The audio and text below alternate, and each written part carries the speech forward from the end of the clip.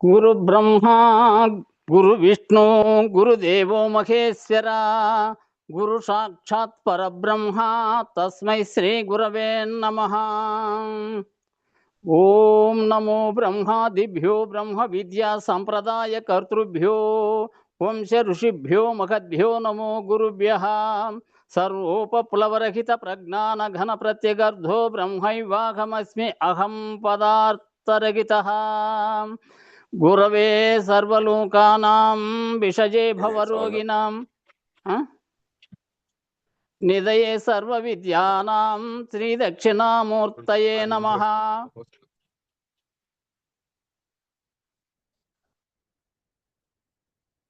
బృహద్వాసిష్ట సిద్ధాంతం పూర్ణబోధోపదేశిక వెంకటేశ్వర యోగేంద్రం సద్గురుభ్యో నమో నమః. ఆత్మానాత్మమతీతమనిశం కేవలాత్మోపదేశిక వేముల రామయార్య యోగేంద్రం సద్గురుభ్యో నమో నమః. క్షరాక్షరమతీతం చ అచల పూర్ణోపదేశిక శ్రీ పూర్ణానంద పుల్లయార్య సద్గురుభ్యో నమో నమః. ద్వయాత్మరకిత సిద్ధాంతం పరమపురుష ప్రబోధక శ్రీ వివేకానంద సుబ్బయార్య సద్గురుభ్యో నమో నమః. అస్మద్గురు సమారంభం కృష్ణ సాందీప మధ్యమం ఓంకారపీఠ పర్యంతం వందే గురు పరంపరం. జై సద్గురు ప్రభు మహారాజుకు జై, గురు పరంపరముకు జై.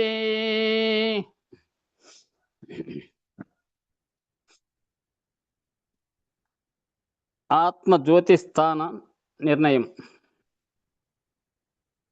కొండ మీదను పెద్ద గుండు నొక్కటియుండు, గుండు నడుమన నల్ల గుండ్లు రెండు, గుండ్ల మధ్యన నక్క కూతలు బెడుచుండు, కూతల నడుమన నూతియుండు, నూతి మధ్యంబున నాతి ఒక్కతయుండు, నాతి మీదను నొక్క కోతియుండు, కోతి మీదను పరం జ్యోతి వెల్గుచునుండు, జ్యోతియే జగమెల్ల చూచుచుండు, చూచుచుండెడి దానందు సోధ్యమెరిగి అదియుతానని ఉన్నవాడాత్మవిదుడు. రమ్య గుణధామ భద్రాద్రి రామ పరశురామ నరసింహదాస సంరక్షితాహ్వా. పరమాత్మస్థాన నిర్ణయం. విమల చిన్మయ నేత్ర కమల మధ్యంబున మార్తాండ సోమాగ్ని మండలములు, మండలంబులయందు మగనీయముగనొక్క నీల మేఘంబుండు నిజముగాను, మేఘ మధ్యంబున మెరపు మెరయుచునుండు, నందు నీవార సూకాగ్రముండు, సూకాగ్రమందున నతి సూక్ష్మ రూపమై బహిరంతరంబులా ప్రజ్వరిల్లి వెలుగుచున్నావు నేకమై వేరులేక, నిర్మలాకార నిరుపమా నిర్మలాత్మా. రమ్య గుణధామ భద్రాద్రి రామ పరశురామ నరసింహదాస సంరక్షితాహ్వా. ప్రకృతి చరలక్షణం.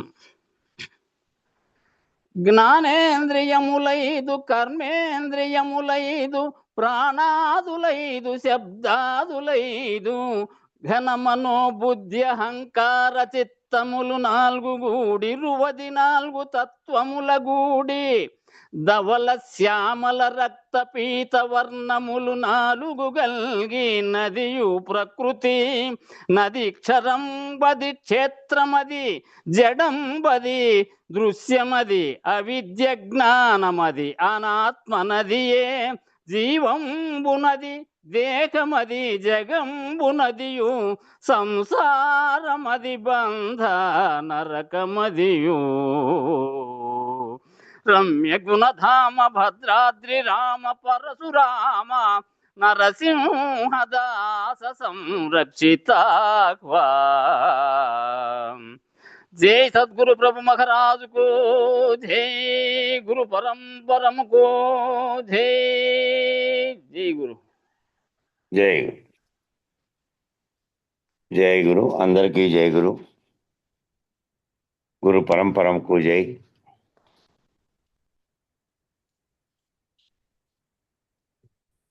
నిన్న ఆగామి కథ ఎట్లంట అనే దాన్ని వివరిస్తాను అనేది ఆ కందార్థంలో వచ్చింది. కర్మను అతిక్రమించడం ఎలాగో చెప్పేవాడే, కర్మ అనే దాన్ని అతిక్రమించడం ఎట్లాగో అనేది ఎవరైతే తెలుపుతాడో అటువంటి చెప్పేవాడే గురువు. జరుగుతున్న దానికి లొంగి అభిమానముతో దేహాత్మగా ఏదో కాలం వెల్లదీసేటువంటి, పుట్టి చచ్చట్లో ఏమి సుఖమున్నదనేటువంటి వివేచన కలిగించాలి. ఆ గురువు ఏం చెప్పాలంటే, దానికి జరుగుతున్నటువంటి ప్రపంచం అంతా జరుగుతున్నది ఏమిటి అంటే, పుట్టడం చావడం, కొంతకాలం వెళ్ళదీసేటువంటి, ఆ కాలం వెళ్ళదీసుకుంటూ ఫస్ట్ ఏమో బాల్యము, మళ్ళీ యవ్వనం, మళ్ళీ కుటుంబ బాధ్యతలు మోసేటువంటి యజమాని స్థితి, మధ్యలో ఆఖరికేమో శిథిలమైపోయేటువంటి, ఏమీ చేయలేనటువంటి, కృషించినటువంటి నశించే స్థితి కలుగుతుంది. ఇది ఎప్పుడు జరుగుతూ వేల లక్షల కోట్ల సంవత్సరాల నుంచి జరుగుతున్నది. ఆ జరుగుతున్న దానికి లొంగి అభిమానంతో దేహాత్మగా ఏదో కాలం వెళ్ళబుచ్చేటువంటి పుట్టి చచ్చట్లో ఏమున్నది, ఏమి సుఖమున్నది అనేటువంటి వివేచన కలిగించాలి. అంతగా చేస్తున్నదే మనము చేస్తున్నాం. ఇదే విధంగా ఎంతమంది ఏం చేసినప్పటికీ శరీరంతో పాటు ప్రకృతిలో ఉన్నటువంటివన్నీ కూడా చావు పుట్టుకలతో సహా నశింపు గుణం కలిగినవి. దీనికి అతీతంగా ఏమున్నది అనేది తెలుసుకోవాలనే వైరాగ్య భావన కలగాలి కదా ముందు. కాబట్టి ఆ వివేచన కలిగించాలి. ఆ గురువు అనేవారు ఈ వివేచన కలిగించాలి. దీంట్లో ఏముంది, దీన్ని గురించి, నిన్ను గురించి, జగత్తును గురించి, దానికి అతీతంగా ఉన్న పరమాత్మను గురించి, దానికి అతీతంగా ఉన్న పరబయలును గురించి చెప్పడమే. కాబట్టి దాని గురించి వివేచన కలిగించేటువంటి గురువు కావాలి. అందుకని ఈ కందార్థాన్ని ఎత్తుకోవడమే ఏమని ఎత్తుకున్నాడంటే, ఆగామి కథ ఎట్లన.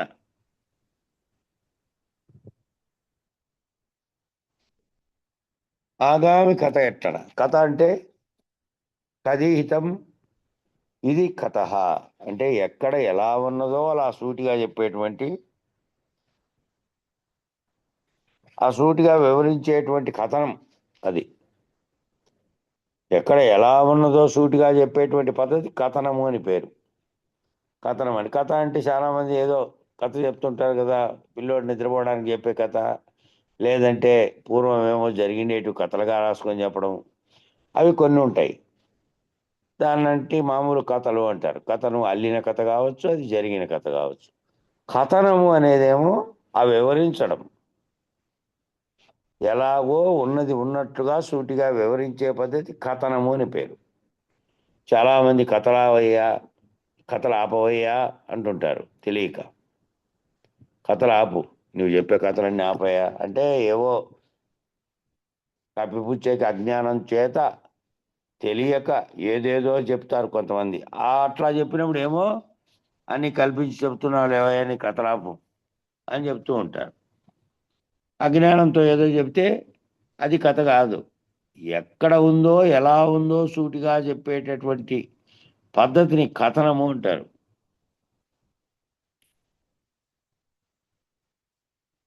ఆ కథనం ద్వారా చెప్పబడేది కథ. ఆ కథనం అనే దాని ద్వారా చెప్పబడేదే కథ.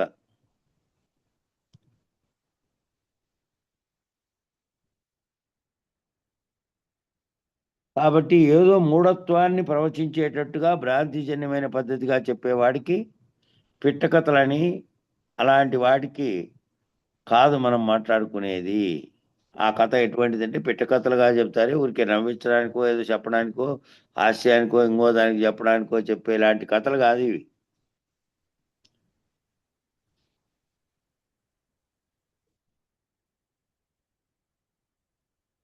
కాబట్టి ఆగామి కథ అట్లాంటి పిట్ట కథలు కాదు. కాబట్టి మనం తెలుసుకునేది ఏమిటి, ఎలాంటి కథనము అంటే ఇక రాబోయే ఆగామి కథ. నీ అవసరము, నీ జీవితం ఏమవుతుందో భవిష్యత్తులో రాబోయే దాంట్లో జన్మలో దాని గురించి తెలుసుకొని, ఇప్పటి దాని గురించి తెలుసుకొని, ఇంతకుముందు జరిగిన దాని గురించి తెలుసుకొని, ఆ మూడింటిని తెలుసుకొని నువ్వు నిర్ణయించుకోవాల్సిన అంశం అది. ఎట్లా చెబుతానా అంటే బాగుగా చెబుతాను.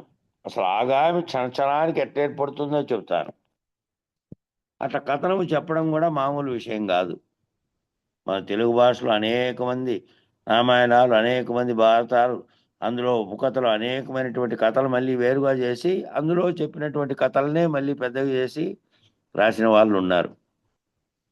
నిజానికి కథకు ప్రాణం పోసిన వారు ఎవరంటే మన ఆంధ్ర రాష్ట్రంలో కథకు ఒక చిన్న కథ తీసుకుని ఆ కథకు కూడా ఊరికే ఆషామాషిగా కాకుండా ప్రాణం పోసినటువంటి వ్యక్తి ఉన్నాడు ఒక ఆయన, కాళీపట్నం రామారావు అని.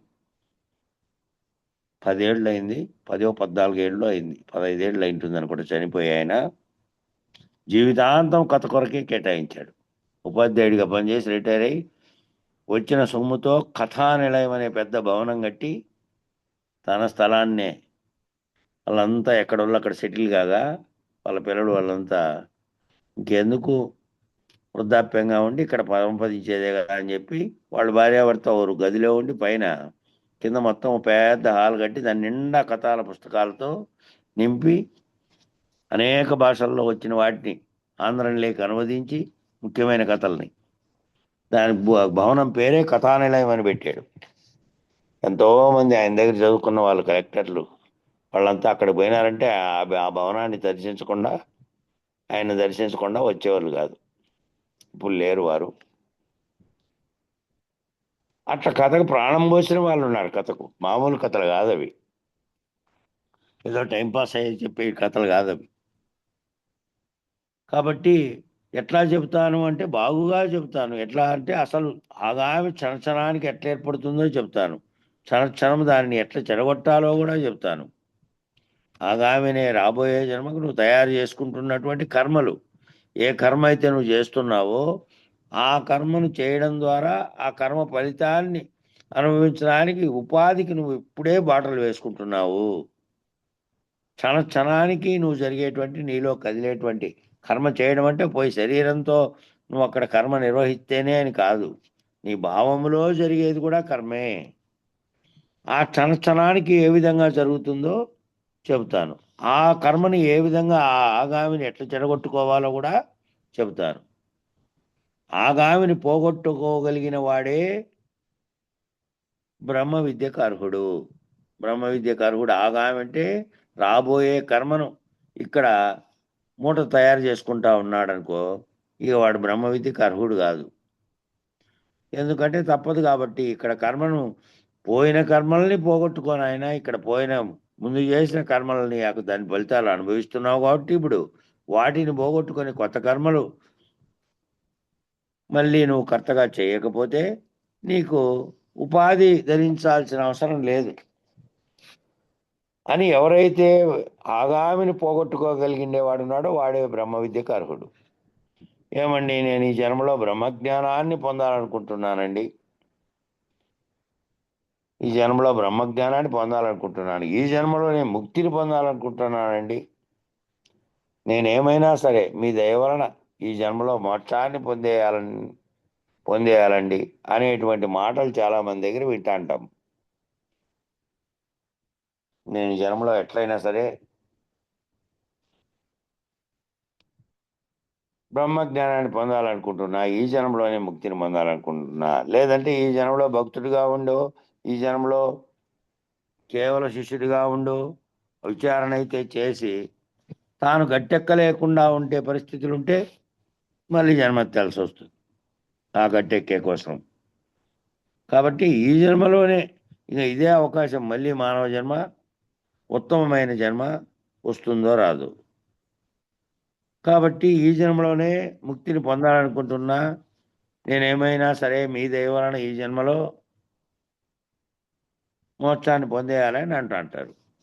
పురాణ శ్రవణం దగ్గర, పురాణం వినేటప్పుడు, వేదాంత కథలు వినేటప్పుడు, కానీ ఆ వేదాంత విచారణాక్రమం చేసేవారంతా కూడా ఇటువంటివి మాట్లాడే ముందు ఆలోచించుకోవాలి. ఏం ఆలోచించుకోవాలి? ఆగామి చెడకుండా బ్రహ్మజ్ఞానం అసాధ్యం. ఆగామి అనేది ఏమిటి అంటే రాబోయేది. రాబోయే జన్మలో నీకు జరిగే దానికి నువ్వు ఇక్కడ పునాది వేసుకుంటూ ఉంటే ఈ ఎట్లొస్తుంది బ్రహ్మజ్ఞానం? అసాధ్యం. కర్మల ముడి విడిపడడమే కదా జన్మకు మూలమైనటువంటి కర్మను తొలగించుకోవడమే ముక్తి.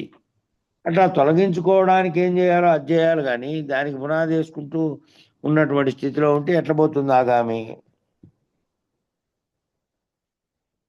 కాబట్టి ఆగామి చెడకుండా బ్రహ్మజ్ఞానం అసాధ్యం, బ్రహ్మ విద్య సాధ్యం కాదు. కాబట్టి ఆగామి కథ ఎట్లనగా బావుగా వివరించు చెవుల పండుగ ఆగన్ అంటే చెవులకు పండుగ అంటే మంచి ఉత్తమమైనటువంటి దాన్ని వింటే అదే పండుగ చెవులకు. కాబట్టి ఆ కథ ఎట్లా వివరిస్తా. శ్రవణ మనన నిధిధ్యాసలతో మొదట ఆగామిని చెడగొట్టాలి. శ్రవణమే అంటే వింటున్న దాన్ని మళ్ళా మననం చేసుకుంటూ, ఏ గురువాక్యం అయితే చెప్పారో దాన్ని శ్రవణం చేసావు, మళ్ళీ దాన్ని మననం చేసుకోవాలి. మననం చేసుకొని నిధిధ్యాసగా ఉండాలి. నిధిగా ఉంటుందంటే మనలోనే నిధిగా ఉండాలి అది విన్నదంతా. అది ధ్యాస అంటే దేని మీద నీ మనసు పోతుందో అది. ఆ ధ్యాస దేనిగా ఉండాలి? ఏ గురువాక్యం చేత ఈ జగత్తు లేనిది కేవలం కలవంటిదని బోధంతా విచారణ ద్వారా చెప్పారో దాన్ని తెలుసుకొని నీ స్వరూప జ్ఞానం తెలుసుకొని, నీ స్వరూప జ్ఞానంతో సహా బ్రహ్మాండం అంతా కూడా కేవలం కలవంటిదని, ఈ ఉత్త బట్టబయలులో ఇదంతా లేనిదని, లేకనే తోచిందని ఏదైతే చెప్పారో అది నిరంతరము ధ్యాసలో ఉండాలి. ఆ ధ్యాసలో ఉండకపోతే మాటికి కర్త ముందుకు వస్తాడు కాబట్టి, కర్తృత్వం అనే దాన్ని వేసుకుంటాడు కాబట్టి, కర్మ చేసేటప్పుడు కర్త పద్ధతిలో చేస్తాడు కాబట్టి, కర్త పద్ధతిలో చేస్తే కర్మ ఫలితం అనుభవించడానికి తాను మళ్ళీ భోక్త కావాల్సి వస్తుంది. కాబట్టి శ్రవణ మన నిధిధ్యాసలతో ఉన్నదాన్ని నిరంతరము మనసులో పెట్టుకోవాలి. అది పెట్టుకుంటేనే ఆగామి రాకుండా ప్రవర్తించేటువంటి పద్ధతి తెలుస్తుంది. ఆ రీతిగా శ్రవణం చేయాలి, నిధిధ్యాసనం చేయాలి, నిలబెట్టగలగాలి. అట్లా నిలకడగలిగిన వారెవరో, అట్లా నిలకడగలిగినటువంటి వారు ఎవరున్నారో వారు ఆగమ నిగమోపనిషత్ సాగర మదితార్థం వల్ల అని ఇచ్చారు. మదితార్థం ఎల్ల అని ఉండేది. అయితే ఆగామి చెడగొట్టడం అనే అంశం గురించి ఆగమములు నిగమములు మదితార్థం అవల అదే వల్ల అని పడింది. లేదు ఇట్లు చెప్పారు. కాబట్టి చెడగొట్టడం అనే అంశం గురించి ఆగమములు నిగమములు ఉపనిషత్ సాగరం అంతా కూడా, ఆగమ శాస్త్రము, నిగమ శాస్త్రము, ఉపనిషత్ శాస్త్రాలు అంతా కూడా మదితార్థం అవల. మదితార్థం అంటే మదించడగా వచ్చినటువంటి అర్థం అంతా. మదితం అంటే చదవటం కాదట, బాగా మదించాలి. మదించడం అంటే బాగా చిలికితే తప్ప దాన్ని బయటికి రాదు. అట్లా బాగా మదిస్తే దాన్ని మదించగా వచ్చినటువంటి అర్థం చెప్తున్నాడు. ఉపనిషత్తు చదివారండి అంటే లాభం లేదు. ఈ మధ్య ఏం చేస్తున్నారంటే సింప్లిఫైడ్ వర్షన్స్ కూడా బాగా వచ్చేసినాయి. సింప్లిఫైడ్ వర్షన్స్ అంటే ఏంటంటే దాన్ని చిన్నదిగా మార్చి దాంట్లోని సారాన్ని మాత్రమే ముద్రించేటువంటి వచ్చినాయి. ఇది టీటీడీ తిరుమల తిరుపతి దేవస్థానం వాళ్ళు ఇటీవల కొన్ని కొట్టించితే, ఆ కొట్టించినవి 4 ఏళ్ల క్రితం గుళ్ళకి దేవాలయాలకు పంచారు. పంచితే కొన్ని కొత్తగా కట్టినటువంటి ఇక్కడ మానూరు గుడికి వాళ్ళు ఉపనిషత్తులు పంపించారు. కొన్ని పంపితే వేదాంతపరమైన ఉపనిషత్తులన్నీ ఇక్కడ తీసుకొని రాపో, ఆ గుళ్ళో ఏం చేస్తారు భక్తి మిగతాటివన్నీ అక్కడ పెట్టి తేపో అంటే మన అనంతోపనిషత్తు, కఠోపనిషత్తు, మండూకోపనిషత్తు, ముండకోపనిషత్తు ఇవన్నీ చెన్నప్ప తీసుకొని వచ్చాడు. మన చెన్నప్ప ఊళ్ళోకి రోజు పోతాండే కదా చదివేకి రాత్రిపూట. అది తీసుకొని వచ్చినటువంటివి కొన్ని ఉన్నాయి. అవి ఏం చేశారంటే వాళ్ళు శ్లోకాలు వాటి జోలికి పోయి మళ్ళీ అర్థం చెప్పి అంత వివరంగా అంత లేకుండా సింప్లిఫైడ్ వర్షన్స్ అని ఈ పదం ఎందుకు వాడారంటే సారమంతా తీసి సారం మాత్రమే చెబుతూ చిన్న పుస్తకాలుగా తయారు చేశారు. ఒక్కొక్క ఉపనిషత్తు దాని యొక్క దాంట్లో చెప్పినటువంటి శ్లోకాల సారం అట్లాంటివి కూడా వచ్చేసినాయి.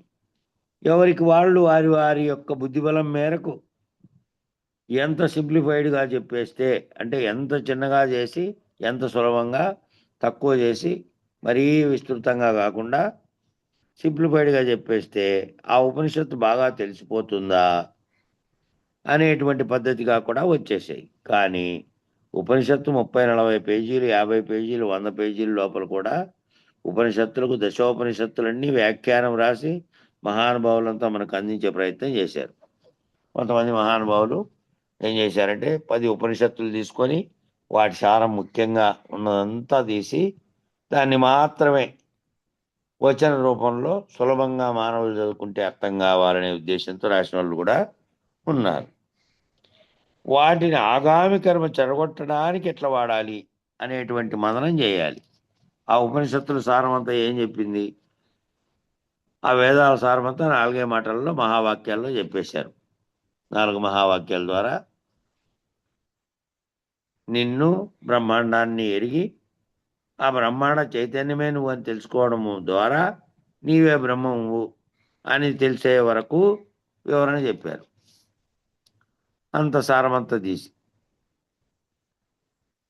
కాబట్టి ఆగామి కర్మ చెడగొట్టడానికి ఎట్లా వాడాలి ఆ చెప్పినటువంటి ఉపనిషత్ సారాలని అనేది మదనం చేయాలట.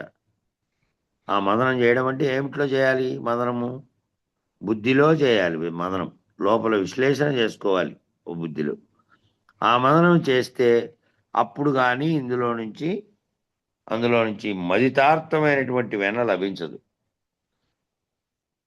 పాలు పెరుగుగా మారిన తర్వాత దానిని మీగడను చిలికితే అందులో నుంచి వెన్న వస్తుంది. అట్లా చిలికితే తప్ప బుద్ధిలో చిలికితే తప్ప ఈ ఉపనిషత్సారమైనటువంటి దాన్ని కూడా గుర్తెరగలేరు. మజ్జిగను బాగా చిలకాలి. నిజానికి మజ్జిగను చిలకడం కాదు, క్షీరసాగర మదనం చేయమంటున్నారు. క్షీరసాగర మదనం చేసినదేమో దేవతలు రాక్షసులు చేస్తే అందులో నుంచి అనేకవన్నీ పుట్టుకొచ్చినాయని మనకు కథ ఉంది, పురాణ ఇతిహాసం. అందుకనే సాగర మదితార్థం అని ప్రయోగించాడు. అచలం అంటే మజ్జిగ కవ్వాన్ని చిలికి వెన్నను రాబట్టడం కాదు, నవనీతాన్ని తినటం కాదు. క్షీరసాగర మదనాన్ని చేయగలిగినటువంటి సమర్థుడైన వాడు, పూర్ణ శక్తిని ఆవిర్భవింపజేసినటువంటి శ్రీమన్నారాయణుడే అనేటువంటి వాడెవడో వాడే పరమును దర్శించగలడు. అటువంటి స్థితిలో ఉన్నట్టు ఉండాలట. సాగర మదితార్థం అనే పదం ఎందుకు ఉపయోగించాడంటే అచలం అనేది సాధారణంగా ఊరికే మజ్జిగ చేకితే వెన్న వస్తే ఆ వెన్న రాబట్టడం లాంటిది కాదు. క్షీరసాగర మదనాన్ని చేయగలిగినటువంటి సమర్థుడైనటువంటి పూర్ణశక్తిని ఆవిర్భవించేటువంటి శ్రీమన్నారాయణుడే అయినటువంటి వాడెవడో అటువంటి రూపంలో గురువుగా ఉన్నటువంటి వారెవరో వాళ్ళు పరమును దర్శించగలరు. అటువంటి శక్తివంతమైనటువంటి స్థితి వాళ్ళలో ఉంటుంది. అనంతంగా సాగుతూ ఉన్నటువంటి అనంతంగా ఇంతకుముందు సాగింది, ఇప్పుడు సాగుతూ ఉన్నటువంటి క్షీరసాగర మదనానికి ఆధారభూతమైనటువంటి కూర్మ నారాయణుడు ఎవరో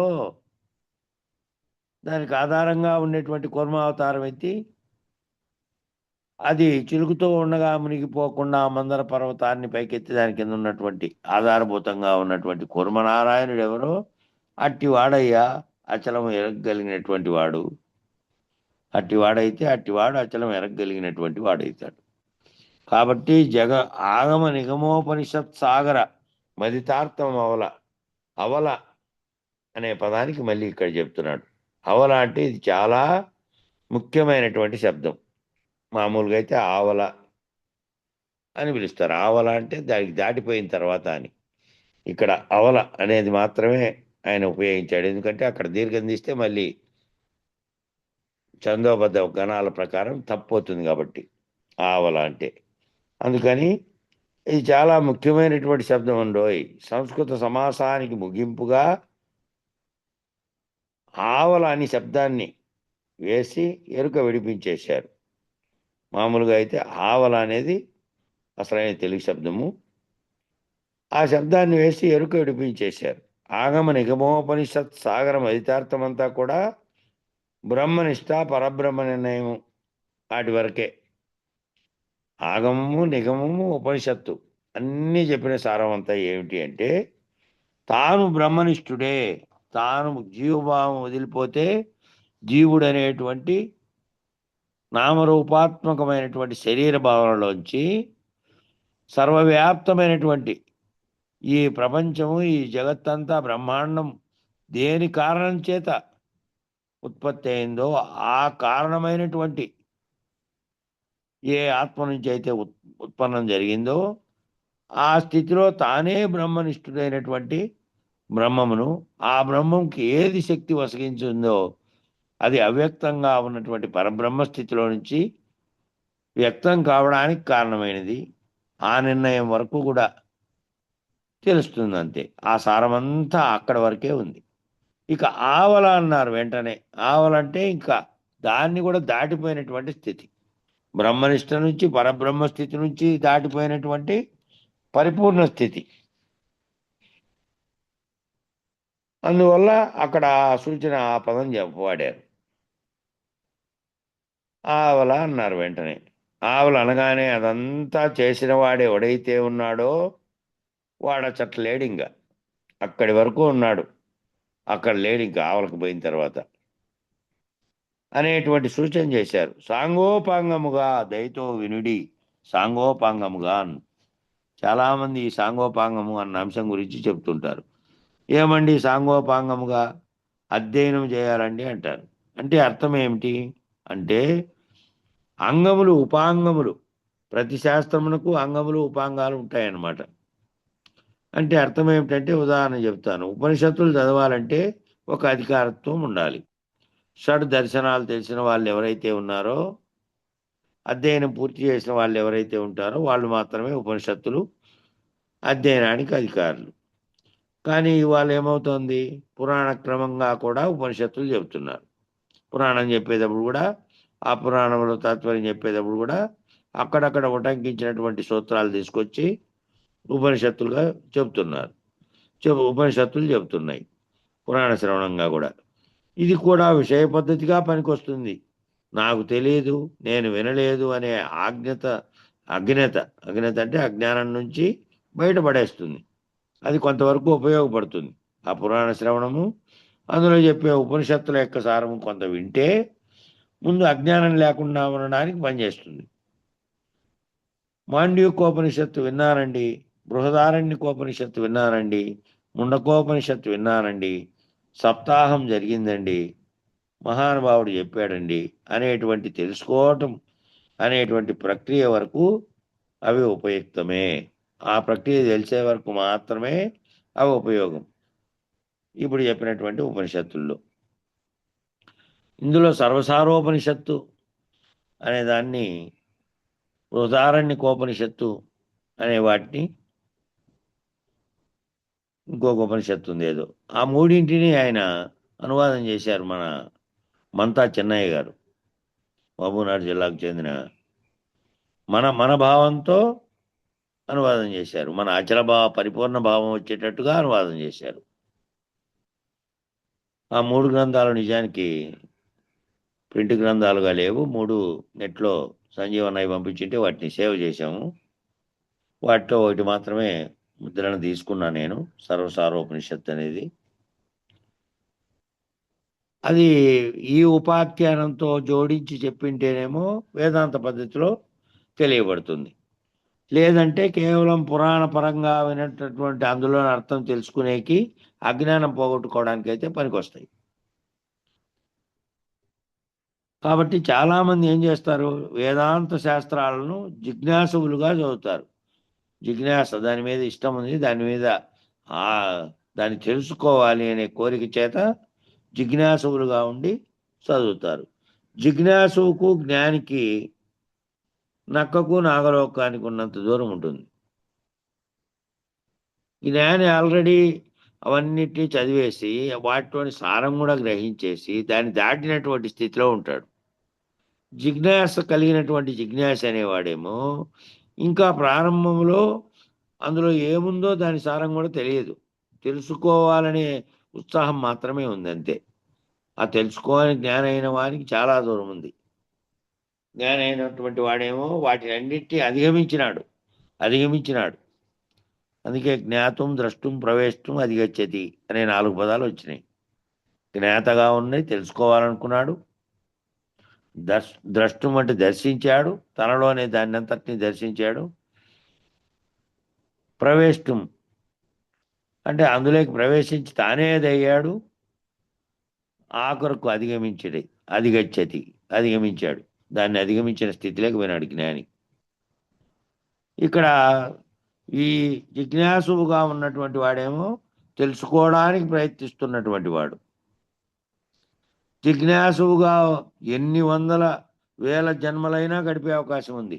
కేవలం జిజ్ఞాసువుగా ఉంటే ఈ అధిగమించే స్థితి వరకు రాకుండా పోతే ఎన్ని జన్మలు, వందల జన్మలు ఎత్తినా మంచి ఉత్తమమైనటువంటి జన్మ వ్యవస్థ ఉంటుంది, కానీ వచ్చినప్పటికీ దాంట్లో నుంచి ముక్తి పొందే అవకాశం లేదు. ఎన్ని జన్మలైనా ఇట్లే జిజ్ఞాసుగానే గడిపేస్తాడు వాడు. జిజ్ఞాసు స్థితిలో నుంచి మళ్ళీ అధిగమించే స్థితి వరకు రావాలి. కాబట్టి జ్ఞానికి అనుక్షణము దుర్భరమే. జ్ఞానం ఉండేవానికి అనుక్షణము దుర్భరమే. అది ఈ జీవిస్తున్నటువంటి జీవితంలో తనకు తెలుసు తాను అశరీరుడైనటువంటి స్థితిలో ఉన్నాడు. జరిగేటువంటి వ్యవహారం అంతా కేవలం తోస్తున్నటువంటి కలవలే జరుగుతుంటుంది. కాబట్టి అనుక్షణము ఏ విధంగా ఆ క్షణాల్లో కాలముతో గడపడం కష్టం. కాలాతీతమైనటువంటి భావాన్ని కలిగి ఉంటాడు కాబట్టి అనుక్షణం దుర్భరం. ఇక ఎప్పుడు ముగిద్దామా అనుకుంటాడు. ఇంకా ఎంతకాలం తాను తెలిసే వరకు తాను తెలిసినటువంటి స్థితిలో తానే లేకుండా తోచినటువంటి ఓ బ్రహ్మాండం అనే కళలో వ్యవహారం చేస్తున్నటువంటి వాడు ఎప్పుడు ముగిద్దామా అనుకుంటాడంట. ఇక ఎంతకాలం మొయ్యాలి ఈ శవాన్ని, అనుకుంటాడట. ఆల్రెడీ నేను బతుకునడం వల్ల నా శరీరం ఇది, నా శరీరానికి పేరుంది, ఇదంతా భావన చెందేటువంటి స్థితిలో ఉన్నాడట జ్ఞాని అయినటువంటి వాడు. ఆల్రెడీ ఒక శవం లాంటి శరీరంలో ప్రాణం అనే ఊపిరి ఉన్నంత వరకు ఉంది కాబట్టి ఆ ఉన్నటువంటి ఊపిరితో దాన్ని నేను మోసుకుంటూ వెళ్తున్నాను. ఈ శవం అనేటువంటి శరీరాన్ని నేనని ఏదైతే పలుకుతున్న చైతన్యం ఉందో అది నిజనేను. ఆ నిజనేనుగా ఉన్నటువంటి ఆ నిజనేను ఏం చేస్తోందంటే ఈ వ్యవహార నేను అంతటినీ మోస్తోంది. శవం అనేటువంటి స్థితిలో ఉంది నిజానికి. ఆ జ్ఞానం అయిండే వారికి ఇది శవంతో సమానమే. ఆల్రెడీ దాటుకున్నటువంటి వారికి ఆల్రెడీ శరీరము బ్రహ్మాండం అంతా ఉత్తదేనని ఎవరికైతే గుర్తెరిగారో గురువు చేత, వారికి ఇది శవం ఉన్నట్లే. కాబట్టి వాళ్ళు ఏమనుకుంటారు, ఎంతకాలం మొయ్యాలి ఈ శవాన్ని అనుకుంటారు. ఈశ్వరుని అడుగుతూ ఉంటారు, అయ్యా ఇక ఈ శవాన్ని దించే అవకాశం ఇవ్వవయ్యా, ఈ కథ ముగించవయ్యా, నీ చేతిలోనే ఉంది కదా అంటూ ఉంటారంట ఆఖరిలో. ఈశ్వరుడు జ్ఞానికి అత్యంత ఆప్తుడు, హృదయం ఎరిగినటువంటి వాడు. ఎందుకంటే ఈశ్వర హృదయమే జ్ఞాని. ఆ ఈశ్వర హృదయం ఎరగడమే జ్ఞాని. అది సాంగోపాంగం అంటే. సాంగోపాంగం అంటే ఏందయ్యా అంటే అది సాంగోపాంగం అంటే హృదయాన్ని ఎరగడమే సాంగోపాంగం. ఇద్దరము సాంగోపాంగంగా మాట్లాడుకుందాంరా అంటే ఇద్దరము హృదయం విప్పి మాట్లాడుకుందాంరా, ఇద్దరము ఒక్కటైనటువంటి ఒకే భావంతో మనసు విప్పి మాట్లాడుకుందాంరా అంటారే అది సాంగోపాంగం అంటే. అంటే ఈశ్వరుని యొక్క అంగములుగా ఉపాంగములుగా ఉన్న వాళ్ళు జ్ఞానులు. వారి యొక్క చర్యలన్నీ జ్ఞాన ప్రవర్తకంగాను జ్ఞానోపదేశములుగా వాళ్ళకు ఆగమ నిగమోపనిషత్ సాగరం అదితార్థమంతా కూడా వారి లోపల మూర్తీభవించుంటుందట అటువంటి జ్ఞానికి. ఆ ఈశ్వరుని యొక్క అంగాలుగా ఉపాంగాలుగా ఉంటారట జ్ఞానులు. వారి చర్యలన్నీ కూడా ఎట్లుంటాయంటే జ్ఞాన ప్రవర్తకంగా ఉంటాయి, జ్ఞానాన్ని పెంపొందించే విధంగా ఉంటాయి, అజ్ఞానాన్ని పెంపొందించే విధంగా ఉండవు, జ్ఞానోపదేశములుగా ఉంటాయి. వాళ్లకు ఈ ఆగమ నిగమోపనిషత్ సాగరం అదితార్థమంతా కూడా వాళ్ళ లోపలే ఉంటుంది, మూర్తీభవించి ఉంటుంది. వాళ్ళు దాన్ని ఎరిగి దానిని కూడా అధిగమించినటువంటి స్థితిలో ఉన్నారు కాబట్టి, దానిని అధిగమించిన స్థితిలో ఉన్నారు వాళ్ళు కాబట్టి లోపల మూర్తీభవించుంటుంది దాని సారమంతా కూడా. మననం చేసేవాడేమో జిజ్ఞాసువు, మదితార్థమునకు ఆవల ఎరిగినవాడు దేశికుడు. మదితార్థమునకు ఆవల అన్నాడు. ఆ ఆవలను ఎరిగాడే, ఎవరైతే ఎరిగారో ఆ మదితార్థ స్థితిని కూడా దాటి ఆవల ఎరిగినటువంటి వాడు దేశికుడు. కాబట్టి దైవాసుర సంపద్విభాగ యోగము దృష్ట్యా ఇక్కడ మళ్ళీ భగవద్గీతలోని అంశాన్ని ఉదహరిస్తున్నాడు. దైవాసుర సంపద్విభాగ యోగం అనేది భగవద్గీతలో ఉన్నటువంటి ఒక అధ్యాయం. దాని దృష్ట్యా భగవద్గీత అందించినటువంటి సాధనోపాయాన్ని, ఆ సాధనా ఉపాయాన్ని జిజ్ఞాసువును జ్ఞానిగా మారుస్తుంది. ఎవరైతే జిజ్ఞాసువుగా ప్రారంభించాడో ఆయన ఎట్లే తెలుసుకుంటూ పోతే, ఆ తెలుసుకుంటూ పోయి అజ్ఞానాన్ని దాటుకుంటూ పోయి ఆఖరికి ఏమవుతుందంటే తెలుసుకుంటున్నటువంటి జ్ఞానాన్ని తనలో నిక్షిప్తమై ఉంటుంది, దాన్ని కూడా అధిగమించినటువంటి స్థితిలో ఉంటాడు కాబట్టి జ్ఞానిగా మారుస్తుంది. అది షట్కంలో ఉంది. ఆ జ్ఞానం అనే షట్కం అనే 6 రకాల జ్ఞానాల్లో ఉంది అది. ఈ విభాగ న్యాయం ఎరిగి సత్తుయందు నిలకడ చెందినటువంటి వారు చిత్తును ఆనందాన్ని అధిగమించేటటువంటి వారు జిజ్ఞాసు నుంచి జ్ఞానిగా మారుతాడు. జిజ్ఞాసు అంటే ప్రారంభంలో తనకు తెలుసుకోవాలని గురుచరణాలను ఎవరైతే ఆశ్రయించారో, సర్వస్వ శరణాగతిగా ఆశ్రయించారో, సర్వస్వము గురువే శరణం అని చెప్పి ఎవరైతే ఆశ్రయించారో వాళ్ళు జిజ్ఞాసుగా ప్రారంభించినటువంటి స్థితిలో ఉన్నారు.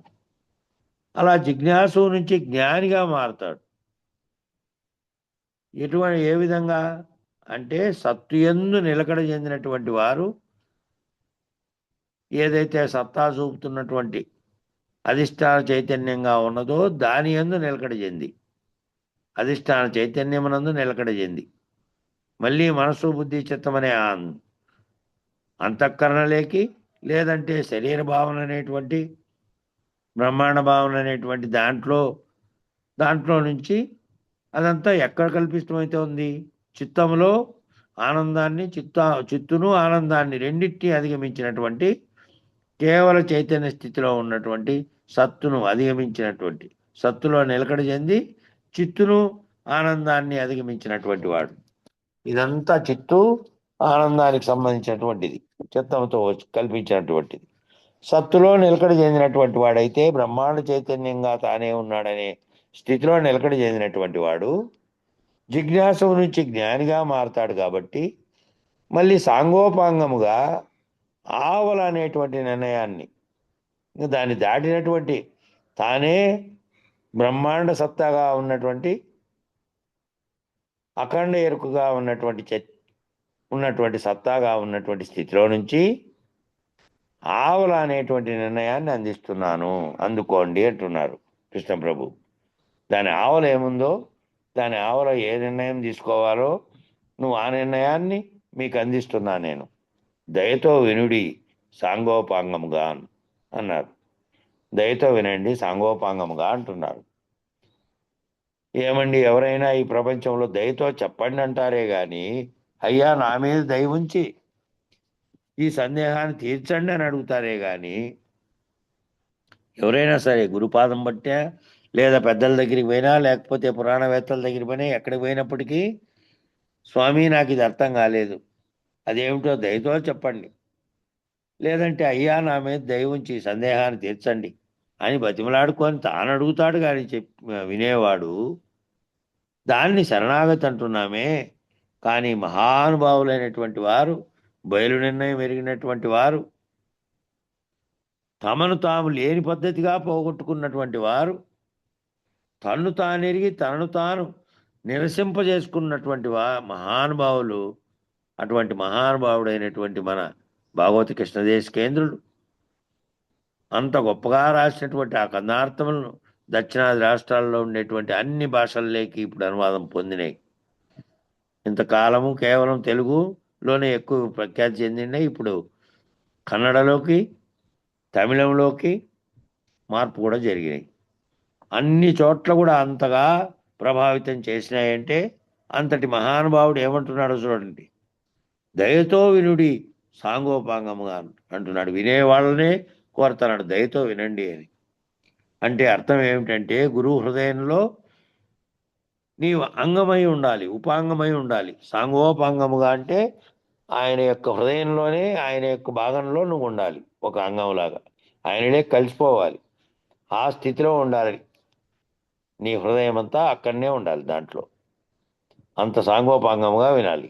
ఏదో వింటున్నాం, చెవులు వింటాండయి, ఎవరెవరు చెప్తున్నారనే పద్ధతిలో కాకుండా అందులో ఉపాంగమై ఉండాలట. గురువు యొక్క శ్వాసని తన శ్వాసగా భావించాలట. ఆ గురువు యొక్క శ్వాసనే తన శ్వాసగా భావించాలి. గురువు హృదయాన్ని తన హృదయంగా భావించాలి. గురువు హృదయం ఎరిగి జీవించాలి. ఎక్కడ ఉన్న భూనభోంతరాలలో ఉన్నటువంటి ఆ శిష్యుడు, ఆ గురుపుత్రుడు, ఆ సద్గురుమూర్తిని ప్రకటించేటటువంటి, ఆయన యొక్క వైభవాన్ని ప్రకటించేటటువంటి అంగముగా, ఉపాంగముగా ఉండాలి. ఆ శిష్యుడు ఎట్లా ఉండాలి అంటే, ఎక్కడన్నా ఉండని భూనభోంతరాలలో ఉన్నటువంటి ఆ శిష్యుడు, ఆ గురుపుత్రుడు ఆ సద్గురుమూర్తిని ఎట్లా సద్గురుమూర్తిని ప్రకటించడం అంటే ఆయన వాక్యాన్ని, ఆయన చెప్పినటువంటి సర్వ విషయాల యొక్క సారాన్ని తనలో తీసుకొని తనలో ఆయన యొక్క వైభవాన్ని ప్రకటించేటటువంటి అంగముగా, ఉపాంగముగా ఉండాలట. అది సద్గురుమూర్తి యొక్క దయతో సాధ్యమవుతుంది. అది సాధ్యం కావాలంటే కేవలం ఈయన ప్రయత్నం ఒకటే కాదు, సద్గురుమూర్తి యొక్క దయ కూడా ఉంటేనే సాధ్యమవుతుంది. అటువంటి అశరీర గురు పారంపర్యాన్ని, అటువంటి అశరీరమైనటువంటి అశరీరత్వాన్ని పొందేటువంటి గురు పారంపర్యాన్ని దయ అంటారట. అలాంటి అశరీర గురు పారంపర్యాన్ని పొందాలి అని అన్నాడు. ఇంకా ప్రాగర్ధ చరమార్థ యోగములాకు సంయోగము గావించి అన్నాడు. ఈ గొప్ప సమాసం ఇది. సమాసం ఈ పదాలలో చూడండి, ఇవి ఇంతకుముందు వాడినటువంటి ఆవల అనే పదము అవన్నీ తెలుగు పదాలే. సాంగోపాంగముగా అవి తెలుగు పదాలు. ఇక్కడేమో సంస్కృత సమాసం ఉపయోగించాడు. మొత్తం వాక్యం అంతా సంస్కృతమే. ప్రాగర్త చరమార్థ యోగాములకు సంయోగము గావించి, చాలా గొప్ప సమాసం ఇది, గొప్ప ప్రయోగము. ప్రాగర్ధము అంటే ముందేమో చరమార్థము, తర్వాత ఏమో యోగములకు అంటే యోగానికి ముందు, యోగానికి తరువాత అనే వాచ్యార్థం కాదు. సృష్టికి ముందు, సృష్టికి తరువాత తెలుసుకోగలగడం యోగం. అది యోగం అంటే ఏమిటి? మామూలుగా చెప్పేటువంటి యోగం ఏమిటి? మామూలు పదానికి అర్థం ఏమిటంటే యోగం అంటే దగ్గరగా, సమీపంగా, దాంట్లో ఇమిడిపోయే స్థితిలో అని అర్థం. ఇక్కడ చెబుతున్నటువంటిది ఏమిటంటే యోగమునకు ముందు అంటే సృష్టికి ముందు, సృష్టి తరువాత తెలుసుకోగలగడం. ప్రాగర్థము అంటే జరుగుతున్నటువంటిది, చరమార్థం అంటే తర్వాత జరిగేది. అంతకుముందేమో ఈ రెండు జరగకముందు ఇది కూడా. వీటి గురించి తెలుసుకోవడం అంటే సృష్టికి ముందు, సృష్టి తర్వాత తెలుసుకోవడం. అంతకుముందు ఏముంది, తర్వాత ఏమొచ్చింది. సృష్టికి ముందు కేవల బయలుగా ఉంది, అంతా శూన్యంగానే ఉంది, ఎక్కడా కూడా ఏమీ లేదు, ఏ వస్తువు లేదు, ఏ ఉత్పత్తి లేదు, బ్రహ్మాండము లేదు. ఈ బ్రహ్మాండంలో ఏర్పడినటువంటి గోళాకాలన్నీ ఏమీ లేవు. అందులో రావడానికి కారణమైనటువంటి ఆత్మ యొక్క చర్య వల్ల, సంకల్పం వల్ల ఓ ఆకాశం ఏర్పడి, అందులో నుంచి ఏర్పడినటువంటి మిగతా ధాతువులన్నీ సంలీనం చెంది కార్యరూపం ధరించినటువంటి బ్రహ్మాండం అంతా ఏర్పడింది. పంచభూతాత్మకమైనటువంటి ప్రపంచం అంతా ఏర్పడడానికి కారణమైంది. ఆ ముందుది మళ్ళా తరుగుతున్నటువంటి చరమార్థం. మళ్ళీ ఏమిటి దాన్నంతా తెలుసుకుంటే నువ్వేమిటి, ఇప్పుడు జరుగుతున్నది ఏమిటి తెలుస్తుంది. దాని నుంచి విడుదలై పైకి పోతే బ్రహ్మనిష్ట అనేటువంటి స్థితి తెలుస్తుంది. ఆ యోగానికి తరువాత, సృష్టికి ముందు సృష్టి తర్వాత తెలుసుకోవడం యోగం. యోగమునకు ప్రాగర్ధము, యోగమునకు చరమార్థము, యోగమునకు ప్రాగర్ధము, నిష్కామ కర్మ యోగమునకు చరమార్థమేమో బ్రహ్మనిష్ట. యోగానికి ఏమిటి అంటే ప్రారంధము చరమార్థము రెండు ఉన్నాయి. ఆ యోగమునకు ప్రారంధము అంటే నిష్కామ కర్మ. ప్రారంధం అంటే ఇప్పుడు జరుగుతున్నది. ఇప్పుడు జరుగుతున్న జన్మలో నువ్వు ఏదైనా కర్మ చేస్తే చేస్తున్నటువంటి కర్మలో నిష్కామ కర్మగా చేయి. ఏదో కోరిక ఆశించి దానివల్ల ఉపయోగపడే విధంగా నేను కర్తను కాబట్టి దాన్ని నేను భోగించాలి అనే భోక్తను కర్తను అనే రెండు భావాలను వదులుకొని, కర్తగా నువ్వు లేకుంటే భోక్తగా కూడా ఉండవు కాబట్టి మళ్ళీ ఆ కర్మ నాకు అంటుతుందనే లేకుండా చేయాలి ప్రారంధం. మళ్ళా చరమార్థం ఆ యోగ ప్రారంధము పద్ధతిని బట్టి ఈ చరించేటువంటి దానికి ఏమిటి అంటే పరమార్థం ఏది ఉందో దాన్ని తెలుసుకోవాలని నువ్వు చరించాలి. యోగమునకు ప్రాగర్థం అనేది నిష్కామకర్మ అయితే చరమార్థం ఏమిటి అంటే బ్రహ్మనిష్టగా నువ్వు బ్రహ్మనిష్ఠుడు కావాలి. నువ్వు జీవుడనే భావన నుంచి ఎదిగి సమిష్టికర్త అయినటువంటి ఈశ్వర భావాన్ని ఎరిగి నువ్వే ఆ బ్రహ్మంగా ఉన్నటువంటి మహా చైతన్యానివి అనేది తెలుసుకొని బ్రహ్మనిష్ఠుడు కావాలి.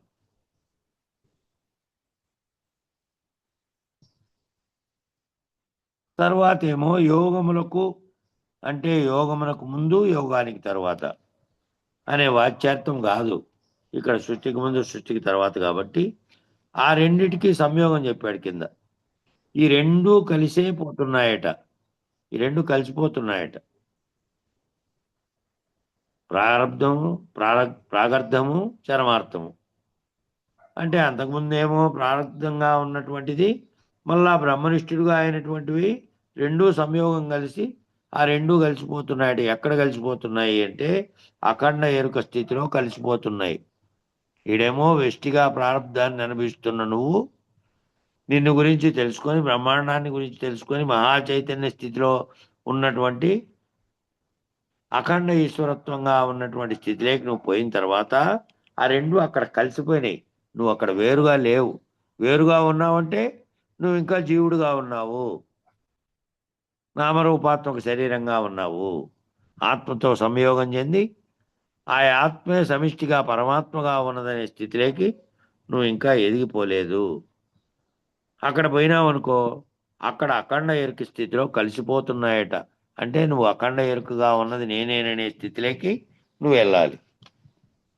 ఆ స్థితిలోకి కలిసిపోతే నిజానికి సాంఖ్య దర్శన విధిలో మాట్లాడితే ప్రారబ్ధం అనేది జ్ఞాత, చరమార్థం అనేదేమో కూటస్థుడు. ఆ రెండింటినీ ఎరగటమేమో పిండ బ్రహ్మాండ రీతిగా ఎరగడం సాంఖ్యయోగం. ఆ ఎరిగినది సంయోగం చెంది రాజయోగ్గా మారటం. ఈ రెండు అభిన్నములు. ఈ రెండు భిన్నములుగా కాదు, అభిన్నములు అంటే ఇవి రెండు వేరుగా లేవు, ఈ రెండు ఒక్కటే. అభిన్నం అంటే ఒక్కటి అని అర్థం. నిజానికి సాంఖ్య దర్శన పద్ధతిలో మాట్లాడితే ఏమవుతుంది? జ్ఞాత, జ్ఞాత అంటే తెలుసుకుంటున్నటువంటి వాడు. మళ్ళా చరమార్థం ఏమిటి? కూటస్థుడైనటువంటి వాడు. అంటే తాను నేనని పలుకుతున్న నేనే ఆ చైతన్యం ఏదైతే పలికిస్తోందో ఆ చైతన్యమే బ్రహ్మాండ చైతన్యం కూడాను. ఆ బ్రహ్మాండంలో బ్రహ్మంగా ఏది కల్పన చేసి ఏది సంకల్పం చేసి సకల సృష్టికి కారణమైందో ఆ కారణం నేనే అని నేను కూటస్థుడుగా అందులోకి మారడమే కూటస్థుడు. చరమార్థంగా ఉన్నది కూటస్థుడు. ఈ రెండింటినీ ఎరగడం పిండ బ్రహ్మాండ రీతిగా ఎరగడం. ఆ ఎరగడం అంటే పిండాండం యొక్క పంచీకరణ తెలిసి బ్రహ్మాండ పంచీకరణ తెలిసి ఆ రెండింటినీ ఎరగడమే సాంఖ్యయోగం. ఆ రెండింటినీ ఎరిగిన తర్వాత ఆ ఎరిగినది సంయోగం చెంది ఆ రెండింటిని ఎరిగిన తర్వాత సంయోగం చెందింది. అప్పుడు రెండుగా లేవు, ఇంకా పిండాండంగా లేదు. బ్రహ్మాండం వేరుగా, పిండాండం వేరుగా లేదు, అంతా ఒక్కటిగా అయింది. ఆ రెండు ఒక్కటిగా అయిపోయింది, రాజయోగిగా మారి ఆ రెండు అభిన్నములు, ఆ రెండు ఒక్కటే అని అభిన్నంగా ఉన్నాయని తెలుసుకోవటమే.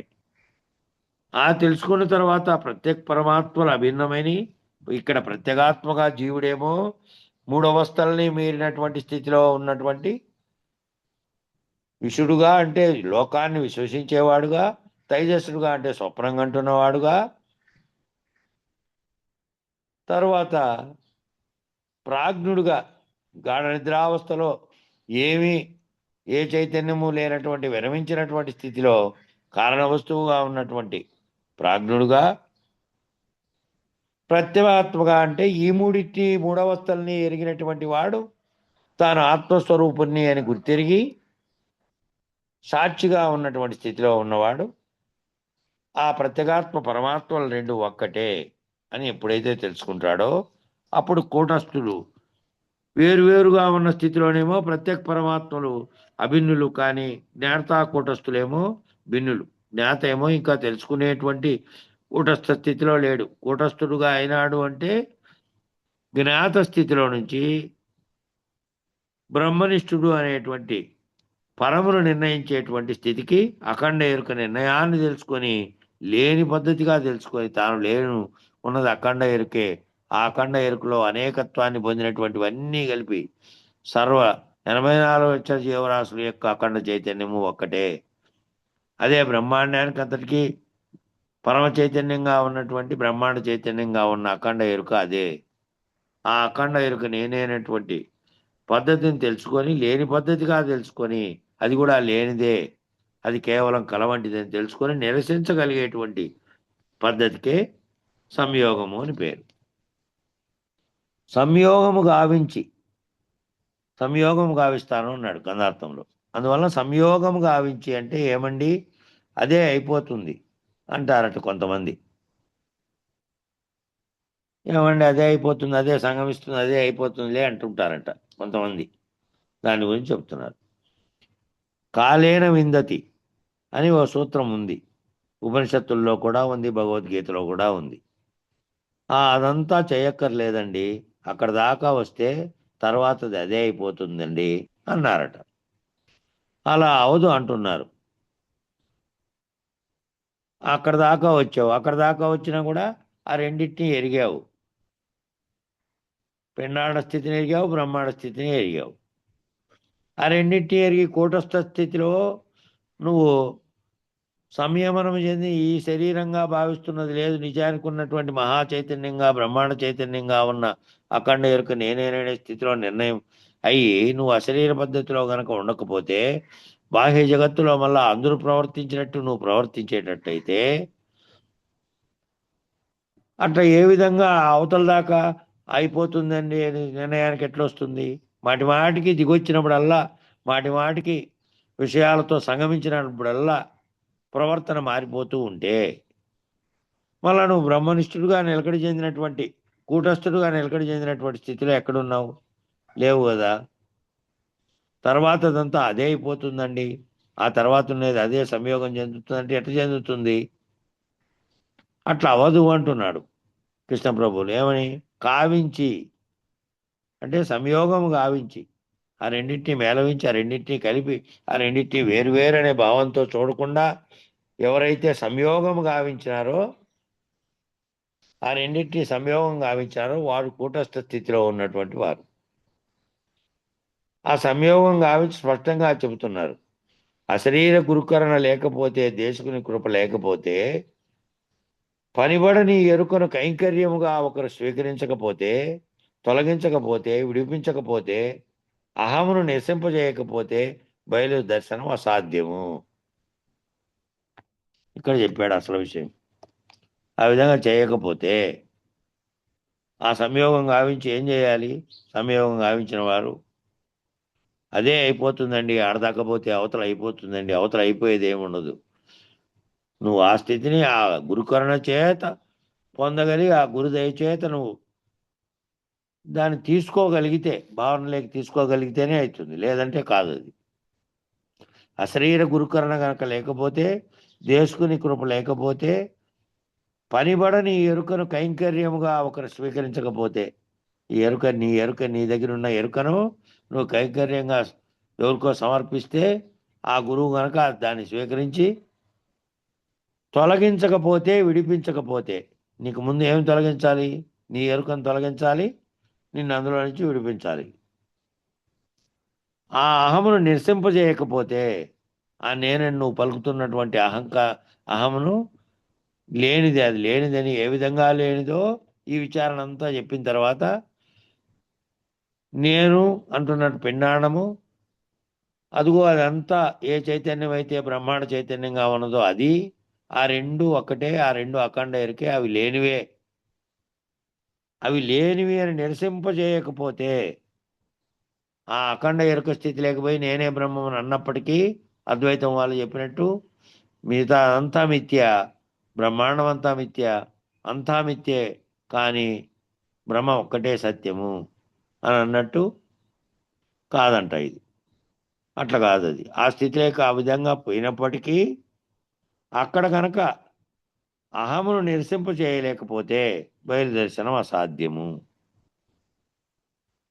నేనైతినే, ఆ బ్రహ్మం నేనే అనేది కూడా అఖండ ఎరుకను గుర్తించడమే. అఖండ ఎరుకను గుర్తించి తాను అఖండ ఎరుకగా ఉండడమే. ఎరుక రహితం కాదు. అది కూడా తొలగిపోతే తప్ప బయలుదర్శనం అసాధ్యము, పరమును దర్శించుట అసాధ్యము అని నిర్ణయంగా సూచిస్తూ, నే గుర్తిరిగినదంతా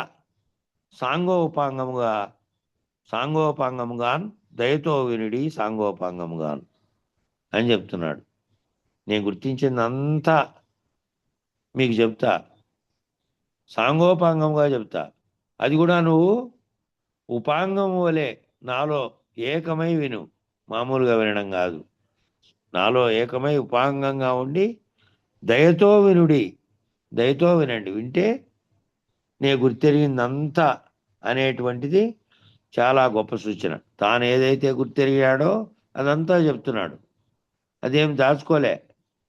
అనేక మంది ఆ పురాణవేత్తలు అంతకుముందు ఉన్నటువంటి వేదాలు చదివినటువంటి శ్లోకాల్లో ఉండే అంతరార్థాన్ని మరుగుపరిచి బాహ్యంగా ఉండే అర్థాన్ని మాత్రమే చెప్పుకుంటూ వచ్చారు ప్రజలకి. దాని అంతరార్థాన్ని కూడా తెలిపి చేయగలిగే స్థితిలో ఎవరైతే శివరామ దీక్షితుల వారు బయటికి తీసి దాన్ని ఒక సిద్ధాంతంగా పక్కకు తీశారు. అంతకుముందు కలిసిపోయే ఉంది, వేదాలతో కలిసిపోయి అక్కడ కూడా అనేక సార్లు అచలోయం సనాతన అని ఉన్నప్పటికీ ఒక ప్రత్యేక సిద్ధాంతంగా రూపొందించడానికి ఒక గొప్ప వాసిష్టం, అంటే గొప్పదైనటువంటి విశిష్టత కలిగినటువంటిది. అంతకుముందు జ్ఞాన వాసిష్టము, యోగ వాసిష్టం ఉన్నాయి కాబట్టి వాటికంటే గొప్పదైనటువంటిదిగా చెప్పాలని చెప్పి బృహద్వాసిష్టము, దానికంటే గొప్పది, ఇంకా బృహత్ అంటే గొప్పది అని చెప్పే సూచనతో చెప్పారు. ఇక్కడ ఈయనేమంటున్నాడు? నేను దయతో నే గుర్తెరిగినదంతా సాంగోపాంగంగాను, దయతో వినుడి సాంగోపాంగంగాను, నే గుర్తెరిగిందంతా అనేటువంటిది గొప్ప సూచన. దేశికోత్తముడు అంటున్నాడు, మామూలు వ్యక్తి కాదు. నే గుర్తెరిగినదంతా అంటున్నారు. ఎరికే లేనివాడు గుర్తి ఎట్లా ఎరిగాడు? అథవా ఎరిగాడు అంటే గుర్తును ఎట్లా చూపిస్తాడు? లేనెరుక పద్ధతిగా చూపెట్టాలి తప్ప ఉన్నదిగా చూపెట్టే అవకాశం అసలే లేదు. ఇది ఉన్నది అనడానికి లేదు. అంతకుముందు వానికి అజ్ఞానం ఏ దాంట్లో భ్రాంతి ఉందో అది తొలగిపోవడానికి ఉన్నదని చెప్పారు మొదట. ఆ ఉన్నదంతా ఎట్లా లేదో చెప్పుకుంటూ పోవాలి ఆఖరకు. నేను గుర్తెరిగినదంతా, గుర్తెరగడము అంటే ఎరుకే. గుర్తెరిగిన దాన్ని మళ్ళీ నీకు గుర్తెరిగేటట్టు చెప్పడం అంటే ఎరుకే. ఆ రెండు ఫస్ట్ చెప్పే వరకు, నువ్వు ఆ స్థితి పొందే వరకు, ఆ ఇద్దరు రహితమయ్యే వరకు చెప్పేదంతా ఎరికే. కాబట్టి ఎరికే లేనివాడు ఎట్లా గుర్తెరిగాడు అంటే, ఎరిగాడు. ఏమని ఎరిగాడంటే గుర్తును చూసి ఎట్లా చూపిస్తాడంటే లేనెరుక పద్ధతిగా. ఇంకా ఇది ఎరిగిన తర్వాత ఏమయ్యాడు? ఎరిగిన తర్వాత ఇంకా ఉందే, ఏంది పోగొట్టుకున్నాడు? మరి శరీరం పోయిందా? లేదు. నేను లేనంటున్నాడు. నేనని పలుకుతున్నటువంటి చైతన్యంగా వ్యష్టిగా ఉన్నటువంటి శరీరం లేదు, సమిష్టిగా ఉన్నటువంటి బ్రహ్మాండ శరీరము లేదు. వ్యష్టి శరీరము లేదు.